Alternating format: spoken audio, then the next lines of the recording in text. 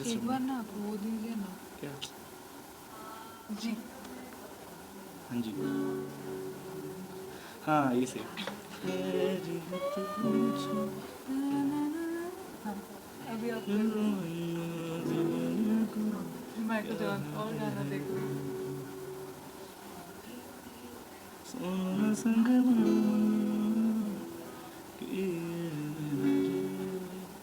आज इस दिल पे मेरे ताज राज तुम्हारा। तुम्हारा हाँ हाँ, ताज ताज तुम्हारा। वो फिर मैं देखूंगा। किसने गाया था बताइए। बॉयज अच्छा तुमने गाया था ना? अभी चुप हो जाएगी। वाह। हाँ हाँ, इसको नीचे रख दो ना। चलो चलो ठीक है। Yes yes. So, hi Shivam and hi Anushka. Hello, hello. नमस्ते।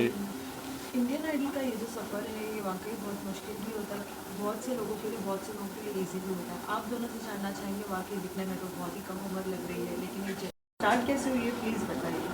मैं जब 2-3 साल की थी तब से मैंने गाना सीखना मैं जब 2-3 साल की थी तब से मैंने गाना सीखना शुरू किया है और अभी मैं 15 इयर्स की हूँ। तो तब मैं पहले नानी के पास, मेरे जो नानी हैं तो उनके पास मैं गाना सीखती थी। अभी मैं मेरे गुरु हैं रतिजीत भट्टाचार्य सर और संदीप भौमिक सर, तो उनके पास गाना सीखती हूँ। लेकिन जो जेन्युइन सपोर्ट जो मिला है, मैं जिनको पिलर मानती हूँ मेरे लाइफ के, मेरे पापा, पूरे फैमिली से बहुत ज़्यादा सपोर्ट मिली है और सबसे ज़्यादा जिन्होंने दिया है वो मेरे पापा हैं।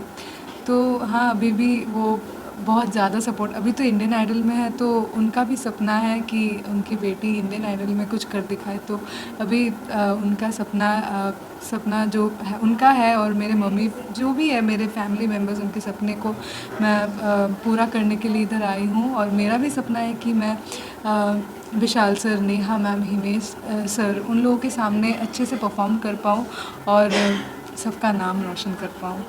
शिवम आपसे जानना चाहेंगे। यस, मैंने 3 साल की उम्र से म्यूज़िक सीखना स्टार्ट किया था। वैसे तो बचपन से ही स्टार्ट हो गया था क्योंकि मेरे मम्मी पापा दोनों ही म्यूज़िक टीचर हैं। तो घर में ही वो बचपन से म्यूज़िक का माहौल था और फिर वो संस्कार में भी आ गया। तो बट मेनली मैंने 3 साल की उम्र से म्यूज़िक सीखना स्टार्ट किया और मेरे पहले गुरु मेरे मम्मी पापा ही थे ऑब्वियसली, क्योंकि घर से ही स्टार्ट हुआ। तो शुरुआती तालीम मेरी घर से हुई, एक मतलब जब तक मैं थोड़ा बड़ा नहीं हो गया। फिर उसके बाद डॉक्टर राजेश केलकर सर बड़ौदा के हैं, उनके पास मैंने अब तक अभी भी सीख रहा हूँ मैं उनके पास। उनके पास से मैंने इंडियन क्लासिकल म्यूज़िक की प्रॉपर ट्रेनिंग ली, आगरा घराने की। तो मैं अपने आप को बहुत सौभाग्यशाली मानता हूँ कि मेरे पापा भी पंडित जसराज जी के स्टूडेंट रह चुके हैं। तो उनका मेवाती घराना और मेरे गुरुजी का किलकर गुरुजी का आगरा घराना, तो दोनों घरानों का एक बहुत ही अच्छा इन्फ्लुएंस रहा है बचपन से मेरे ऊपर। तो क्लासिकल में तो बहुत ही अच्छी मेरी तालीम हुई है और आई एम वेरी फॉर्चुनेट, क्योंकि बहुत लोगों के नसीब में नहीं होता। मेरे नसीब में मुझे मिला तो मेरे लिए बहुत बड़ी बात है। और अभी भी मैं आज भी सीख रहा हूँ और सीखना तो चलता ही रहेगा, उसका कोई एंड ही नहीं है। बट ये जो एक इंडियन आइडल का एक सफ़र है, तो मुझे ये शायद कहने की ज़रूरत नहीं कि इंडियन आइडल कितना बड़ा प्लेटफॉर्म है। ये पूरे इंडिया में सबसे ज़्यादा क्रेज़ इस वक्त अगर किसी म्यूज़िक रियलिटी शो का है तो सभी होठों पे एक ही नाम है, इंडियन आइडल का। और पिछले कुछ सीज़न जैसे गए हैं म्यूज़िक इंडियन आइडल के, सीज़न 10, 11, 12 ख़ास करके लास्ट हिट जिसको कहना चाहिए हिस्टोरिक आई शुड से। तो इसने जो हमारी ऑडियंस है उसकी एक्सपेक्टेशंस इतनी बढ़ा दी है, इतना मतलब एक टारगेट सेट किया है सीज़न 12 ने। तो लोग अभी उससे बहुत आगे एक्सपेक्ट करें कि सीज़न 13 कैसा आएगा सीज़न 12 के बाद। तो लोगों को भी बहुत ज़्यादा एक्सपेक्टेशंस हैं और बहुत ही अच्छे रिस्पॉन्सेज भी आ रहे हैं। अनुष्का के प्रोमोज़ मैंने भी देखे, तो मतलब बहुत ही बढ़िया उसने गाया है। और जितने भी यहाँ पे टैलेंटेड, आपने भी बहुत बढ़िया गाया है, ऐसा नहीं है कि मैंने गाया है। हाँ नहीं नहीं, thank you so much. But on very serious note, Indian Idol एक इतना बड़ा प्लेटफॉर्म है कि पूरे मतलब इंडिया से इतने सारे लोग आते हैं ऑडिशन देने कि वो जो एक भीड़ होती है इंडियन आइडल के ऑडिशन की, उसको देख के अच्छे अच्छे दंग हो जाते हैं कि अरे यार भीड़ ही इतनी है तो अपना नंबर कब आएगा। लोग रातें गुजार देते हैं उसमें। तो वो क्योंकि भीड़ मैंने देखी है इसलिए मुझे पता है। तो बहुत, और इतने सारे टैलेंट हैं, टैलेंट की कोई कमी है ही नहीं। लिटरली जितने भी गाने वाले हैं सभी बहुत बढ़िया गाने वाले हैं। और एक सेकंड, थोड़ा सा डायरेक्शन हिल रहा है। तो इतने सारे टैलेंट की तो कोई,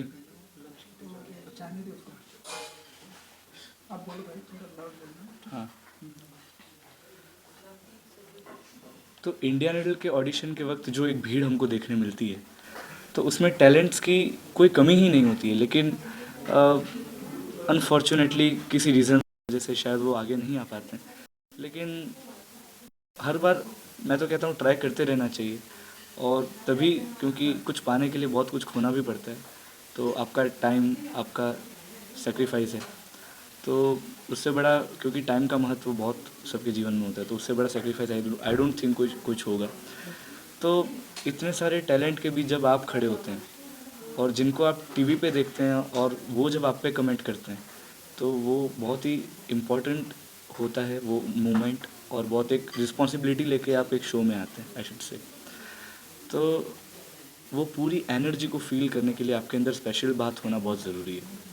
और यहाँ पे जितने भी सिंगर्स हैं बहुत ही बाकमाल वॉइसेस हैं सबकी, सबकी ट्रेनिंग और सब में सभी बहुत ही ज़्यादा टैलेंटेड है। ऑब्वियसली नर्वसनेस है, नर्वस है आदमी ऑडिशन देने के पहले, लेकिन नर्वसनेस से भी ज़्यादा एक्साइटमेंट होती है कि वहाँ पे जाके तीनों जजेस के साथ उनको करीब से देखेंगे, उनको मिलेंगे। उनके जितने भी फैंस हैं उनको मिलने के लिए तरसते हैं, उनको उनसे हाथ में रहने को, फ़ोटो खिंचाने को, छूने को तरसते हैं। तो ये हमको वहाँ पे वो चीज़ मिलने वाली है, इस चीज़ की एक्साइटमेंट है। और उनके सामने हम जब अपना गाना प्रेजेंट करते हैं और अगर वो अच्छा हो गया तो जो कमेंट्स हमको सुनने मिलते हैं तो वो बहुत बड़ी मेमोरी होती है अपने लिए। तो इन सारी मेमोरीज़ को मैं चेरिश कर रहा हूँ और बहुत अच्छा लग रहा है। और बस लुकिंग फॉरवर्ड कि ऐसे ही ये सिलसिला चलता रहे और हम अपना बेस्ट पे बेस्ट देते रहें।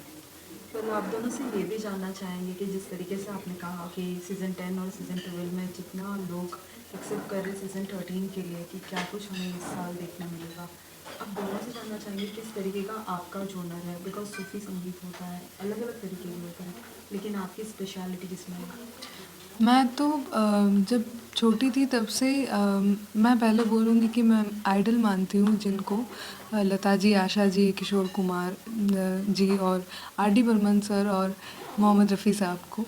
तो वैसे मैं एक पर्टिकुलर जॉनर का नहीं बोल सकती हूँ। मैं कमर्शियल हर तरह के गाने गाने की कोशिश करती हूँ और इस मंच पे भी मैं यही मोटिव से आई हूँ कि ये मोटिव लेके आई हूँ कि मैं हर तरह के गाने गाऊंगी और अपना वर्सेटैलिटी प्रूव करूँगी।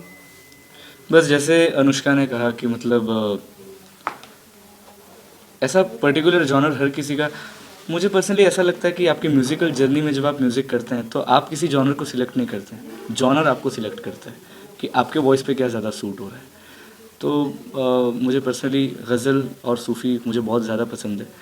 और लेकिन मेरे आइडल हैं अरिजीत सिंह, क्योंकि he is a very versatile singer. तो उनके गाने मैं सुनता हूँ और उन्होंने बहुत कुछ गाया है, लिटरली उन्होंने कुछ नहीं छोड़ा।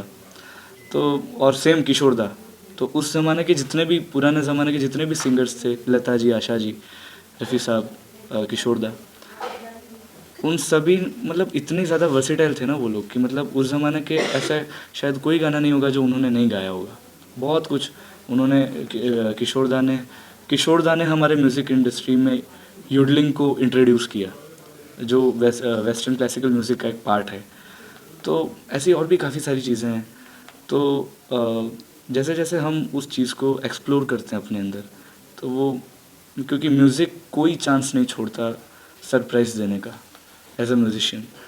तो बहुत ही नई चीज़ें, जैसे एक होता है ना कि कोई एक रिसर्चर है या फिर साइंटिस्ट है, तो एक नई चीज़ जब खोजी जाती है तो वो बहुत ही ज़्यादा खुश होता है। तो सेम मतलब ऐसा ही, मतलब मेरा तो पर्सनली ऐसा है। और बस यहाँ पे मैं यही मोटिव से आया हूँ कि अपनी वर्सेटैलिटी दिखानी है बिल्कुल अच्छे से, और ऐसा कुछ पकड़ के नहीं चलना है कि ये गाना है मेरा, ये जॉनर है। जो भी मिला आँख बंद करके उसको एक्सेप्ट करना है और बस अपना 100% देना है।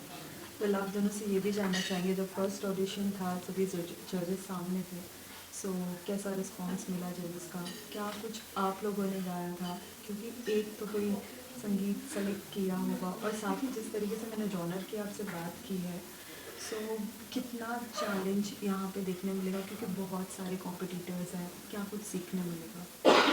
तो ऑडिशन के लिए जब आए थे तो इतना ज़्यादा भीड़ था, उसमें से जब अंदर आए ऑडिशन देने के लिए तब भी एक्साइटमेंट एकदम सेम ही था पहले से ही। तो तब मैंने जो गाना गाया था वो मेरा भी बहुत फेवरेट एक गाना है, और वो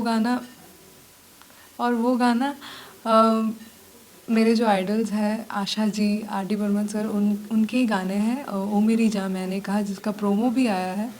तो उस गाना को जब मैंने गाया, मैंने अपना बेस्ट देने का कोशिश किया है। और उसके बाद जब नेहा मैम ने कहा कि ये जो तुमने दोनों वॉइस निकाले, क्योंकि उस गाने में दोनों वॉइस है, आर डी बर्मन सर का भी वॉइस है और आशा जी का है। तो आर डी बर्मन जी ने वो ग्राउलिंग वाला वॉइस निकाला है जो मैंने निकाला है, और आशा जी ने अपना वॉइस दिया है, तो वो मेरा ओरिजिनल वॉइस था। तो उसमें नेहा मैम ने कहा कि तुमने ये जो दोनों वॉइसेस निकाले, ये हम लोगों को बहुत ज़्यादा सरप्राइज़ किया है, और ग्राउलिंग वॉइस के बाद ही जब तुमने अपना आवाज़ निकाला तो वो भी इतना मीठा साउंड कर रहा था, तो बहुत अच्छा लगा वो। और विशाल सर ने भी बहुत अच्छे अच्छे कॉम्प्लीमेंट दिए। उन्होंने कहा कि ये वॉइस उन्होंने भी कहीं पे इमिटेट करने की कोशिश की है, और उससे भी ज़्यादा अच्छा उनको मेरा वाला लगा, तो ये बहुत ज़्यादा अच्छा लगा मुझे। हिमेश जी भी बहुत ज़्यादा ही सरप्राइज्ड हो गए थे, वो मतलब कुछ बोल नहीं पा रहे थे। तो यही चीज़ें मुझे बहुत बहुत बहुत अच्छी लगी। और हम हमारे रिस्पेक्टेड जजेस को सामने मैं जब देख रही थी तब मुझे लग रहा था कि मैं सपना देख रही हूँ, क्योंकि इतने दिनों तक उन लोगों को मैं टीवी में ही देखती थी। अभी सामने से जब देख रही थी तब लग रहा था कि सपना ही है। अभी पता नहीं आगे जाके क्या होगा, लेकिन ये तो मतलब बहुत मेमोरेबल मोमेंट था।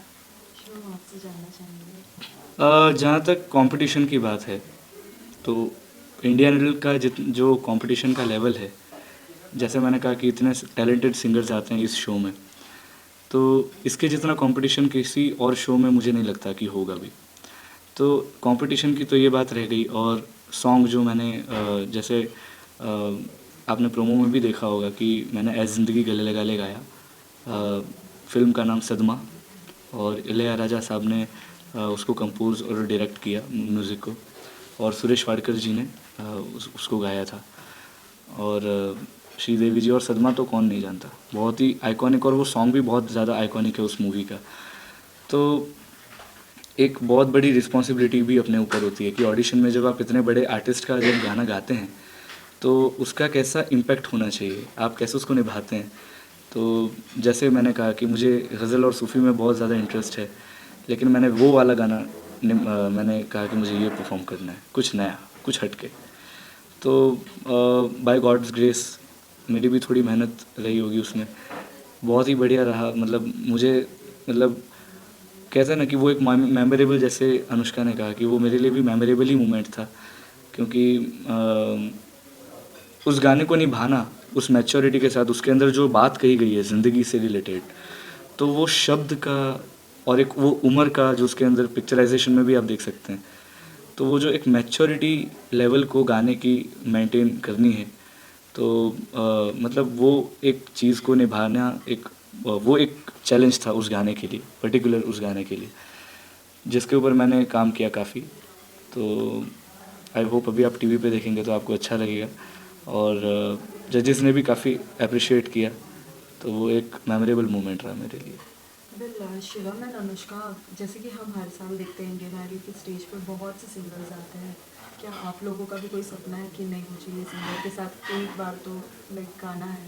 हाँ, वो तो है ही। मैंने जैसे कि सारे सीज़न्स फ़ॉलो किए, लेकिन सबसे ज़्यादा यादगार सीज़न जो है मेरे हिसाब से, हम सबके हिसाब से, वो इंडियन आइडल सभी सीज़न लोग वो 12 है। तो कहने की ज़रूरत ही नहीं, सभी को पता है। हाँ, पता है। और अभी बाहर कहीं पे भी जाते हैं तो सारे कंटेस्टेंट्स के नाम सबको याद होते हैं, और कौन से गाना, मतलब कौन सा गाना कौन से एपिसोड में गाया था मतलब वो उन्होंने, होता है ना कि वो मतलब भी याद इंडियन है। आइडल का नाम लिया तो दो चेहरे पहले ही दिख जाते हैं, हाँ, हाँ। एक पवनदीप भैया के और एक अरुणिता के। हाँ, हाँ, हाँ। तो वो वैसा वाला भी तो सीन है। मेरा फेवरेट जो है वो पवन भैया है, और वो जैसे कि आपने कहा, तो मेरा ख्वाहिश है उनके साथ एक बार परफॉर्म करने का। And Shivam, what about you? Same, Pawan भैया भी मुझे बहुत ही इंस्पायरिंग लगे उस सीज़न में, बिकॉज़ वो बहुत ही म्यूज़िकल हैं और बहुत सारे इंस्ट्रूमेंट्स प्ले करते हैं। वो इम्पोर्टेंट नहीं, इम्पोर्टेंट ये है कि इंस्ट्रूमेंट्स प्ले करके गाना। और क्योंकि डबल दिमाग हो जाता है ना, आधा ध्यान गाने पे होता है, आधा इंस्ट्रूमेंट पे होता है। और उन्होंने तो ड्रम्स लेके भी गाए हैं, ड्रम्स बजा के गाना, तबला बजा के गाना, बहुत मतलब डिफ़िकल्ट होता है। डिफ़िकल्ट होता है। मैंने आज तक किसी को देखा नहीं है लिटरली। और उन्होंने बहुत ही अच्छी तरीके से उस चीज़ को साधा है और बहुत ही अच्छा उन्होंने परफॉर्म किया है।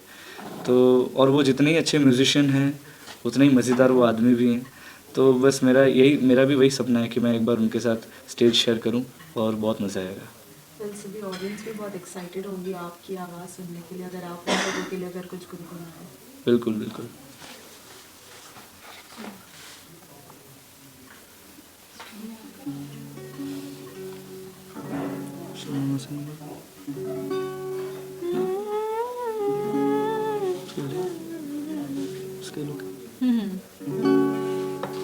स्टार्ट। या सुनो ना संग मरमर किए मिनारे, कुछ भी नहीं है आगे तुम्हारे। आज इस दिल पे मेरे ताज तुम्हारा, ताज तुम्हारा। सुनो ना संग मरमर किए बिना रे, कुछ भी नहीं है आगे तुम्हारे। आज इस दिल पे मेरे राज तुम्हारा, ताज तुम्हारा। वेल लास्टली सभी फैंस के लिए क्या मैसेज होगा, कितने एक्साइटेड उन्हें रहना है लाइक आपकी आवाज़ सुनने के लिए एवरी सैटरडे संडे? उनको सिर्फ यही बोलना है कि 10 तारीख से हर शनिवार और रविवार 8 रात बजे 8 से बजे बिल्कुल देखना मत भूलिए, क्योंकि इस बार का सीज़न इतना ज़्यादा स्पेशल है कि आपने एक भी चीज़ मिस की तो आप बहुत कुछ मिस कर सकते हैं। तो इसीलिए स्टे ट्यून्ड और देखते रहिए। Indian keep Idol loving season Indian Idol 13 season 13 Sony और अपना टीवी पर। प्यार ऐसे ही बनाए रखिए इंडियन आइडल के ऊपर और हम सभी के ऊपर। फिर साथ आने का बहाना है। अब मौसम म्यूजिक आना है। Thank you. ऐसा करना पड़ा।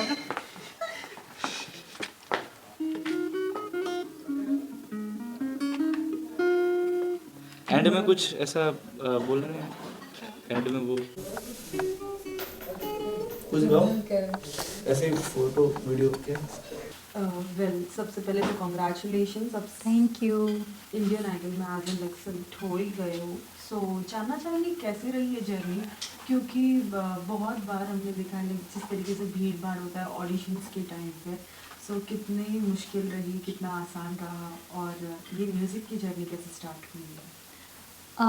इन्नडल का मंच बहुत बड़ा है और अपने आप में इन्नडल एक बहुत बड़ा ब्रांड है, और यहाँ पे परफॉर्म करना उस इन्नडल के मंच पे बहुत बहुत बहुत मुश्किल रहा है, क्योंकि इन्नडल में इतने सारे शहर से ऑडिशन आए हुए हैं और इतने अच्छे अच्छे कलाकार, इतने अच्छे अच्छे कंटेस्टेंट ने ऑडिशन दिए हैं। क्योंकि मैंने जितने भी मेरे लिए हो पाया है तो मैंने सबको सुना है बारीकी से कि सब बहुत तगड़े तगड़े सिंगर बहुत अच्छे प्रिपरेशन के साथ यहाँ पे आए हैं ऑडिशन देने।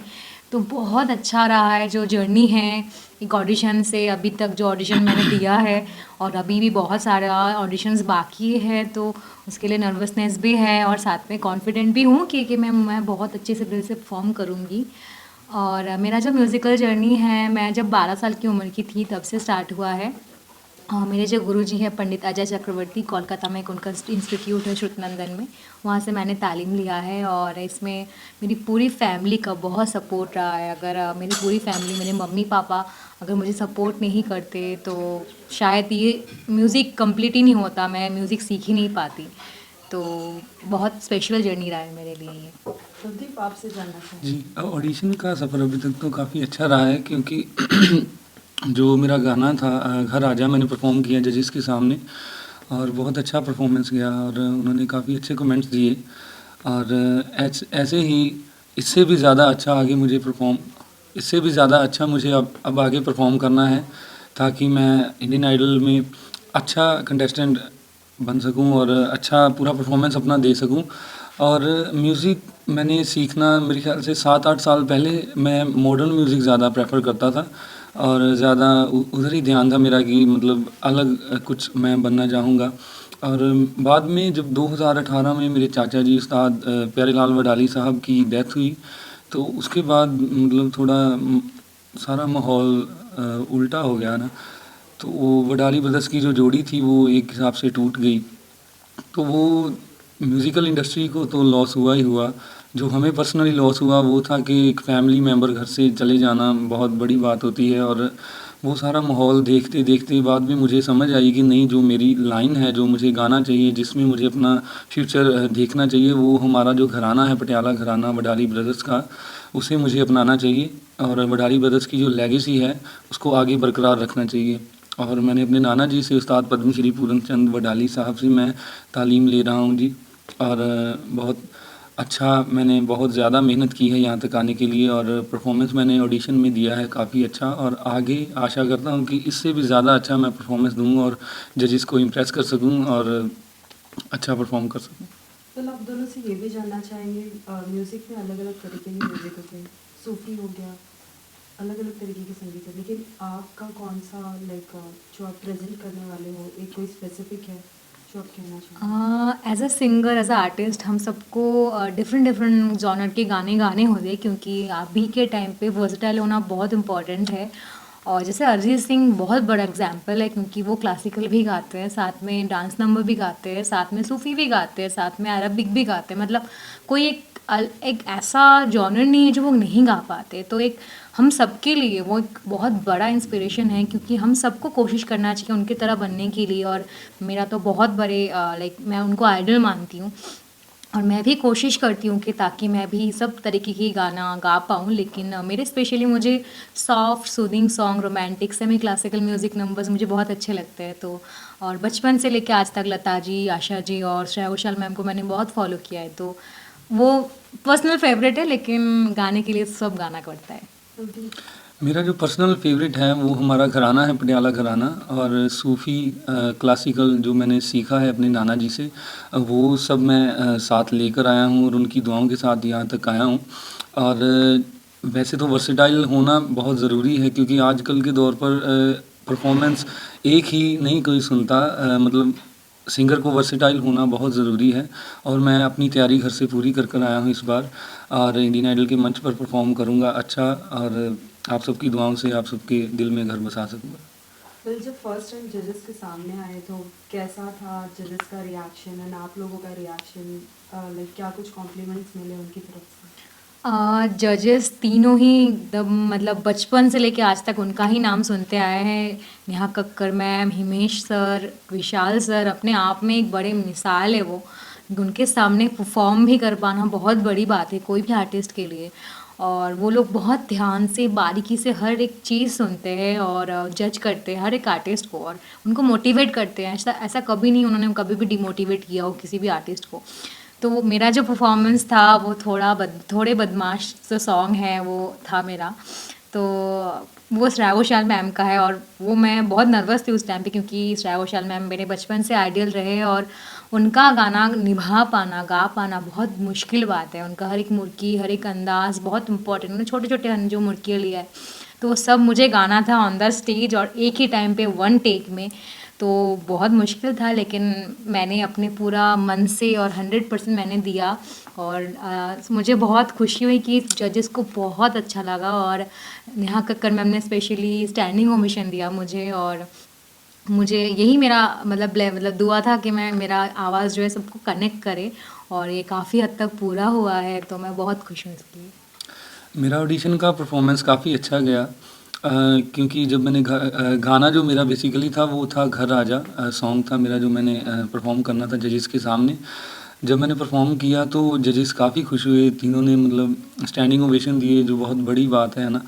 और नेहा मैम ने तो मतलब उनकी आंखों में आंसू आ गए सुनकर, क्योंकि वो माहौल वैसा बन गया। क्योंकि गायकी जो है वो जानवरों पर भी असर कर जाती है, हम तो फिर भी भगवान मतलब इंसान है ना।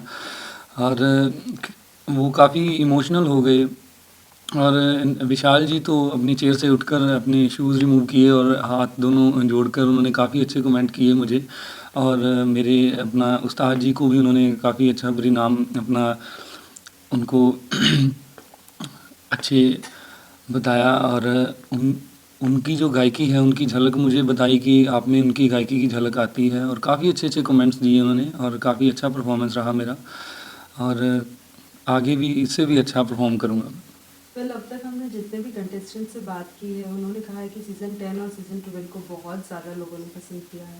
इस साल सीज़न 13 है और आप सभी कंटेस्टेंट्स हैं, कितना टफ होगा कंपटीशन, एंड क्या कुछ इस साल नया कुछ देखने मिलेगा? जैसे कि पिछला सीज़न रहा है वो सीज़न 12 आइडियल का, इंडियन आइडल का सीज़न 12, वो बहुत बड़ा, बहुत हिस्टोरिक प्लेस सबके दिल में उन्होंने बनाया है, हर एक आर्टिस्ट, हर एक सिंगर, और बहुत लंबा चला है वो शो, क्योंकि हर एक दर्शक को उनका आवाज़ अभी तक कानों में बसे है, वो लोग दिल में बसते हैं। तो हमारा कंपटीशन बहुत ज़्यादा है, क्योंकि हम लोगों को भी इतना ही, उससे भी ज़्यादा उनके दिल में जगह बनाना पड़ेगा, हर घर में पहुंचना पड़ेगा, एक छोटे से लेके शुरुआत से लेके हर एक जो बड़े बुज़ुर्ग हैं उनके दिल में हमको घर बसाना पड़ेगा, प्यार जगाना पड़ेगा। तो ये बहुत मुश्किल काम है, लेकिन नामुमकिन तो नहीं है बिल्कुल भी।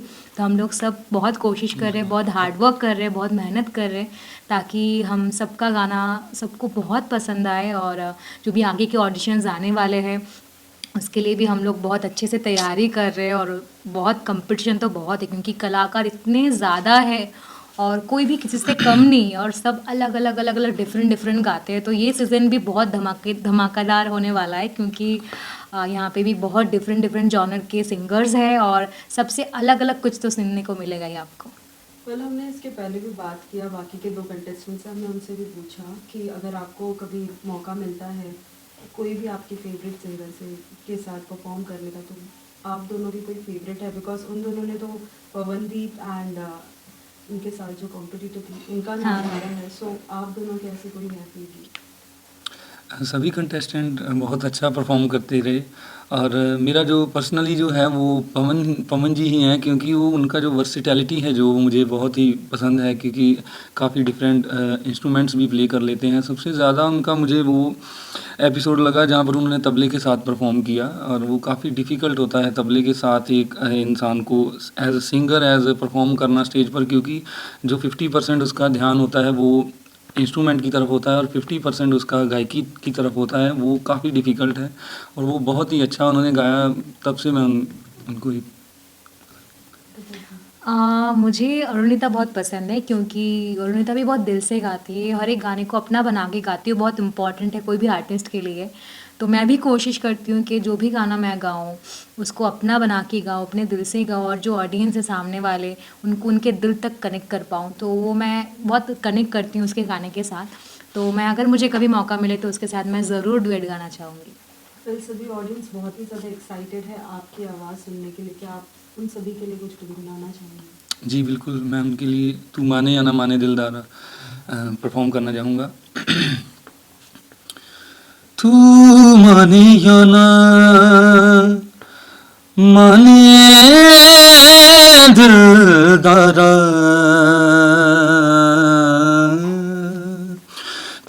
माने या ना माने दिलदारा असां ते तैनूं रब मन्निया तू माने या ना माने दिलदारा असां ते तैनूं रब मन्निया दस होर केड़ा रब दा दवारा होर केड़ा रब दा दवारा असां ते तैनूं रब मन्निया तू माने या ना माने दिलदारा असां ते तैनूं रब मन्निया। जाते जाते सभी फैंस के लिए क्या कुछ मैसेज देना चाहेंगे, बिकॉज वो सभी एक्साइटेड है शनिवार और रविवार को, लाइक आप सभी के परफॉर्मेंस के लिए। जो भी सारे ऑडियंस है मैं उनसे यही कहना चाहती हूँ, हमारा जो शो है नेडल आने वाला है इस सैटरडे और संडे से 10 सितंबर से रात को 8 बजे ओनली ऑन सोनी टीवी। तो बहुत सपोर्ट करना, बहुत प्यार देना हर एक आर्टिस्ट को, हर एक सिंगर को, क्योंकि हर एक आर्टिस्ट के लिए आपका ब्लेसिंग्स बहुत इंपॉर्टेंट होता है हमारे लिए, जो भी है आप सभी हैं आर्टिस्ट के लिए। तो सबको अच्छे से देखना और कोई भी एपिसोड मिस मत करना, क्योंकि बहुत सारे मिस्ट्री और बहुत सारे सस्पेंस आने वाले हैं और बहुत अच्छे अच्छे परफॉर्मेंस आने वाले हैं।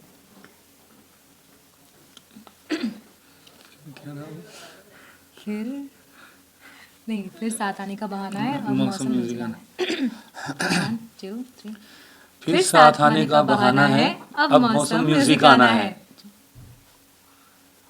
Thank you.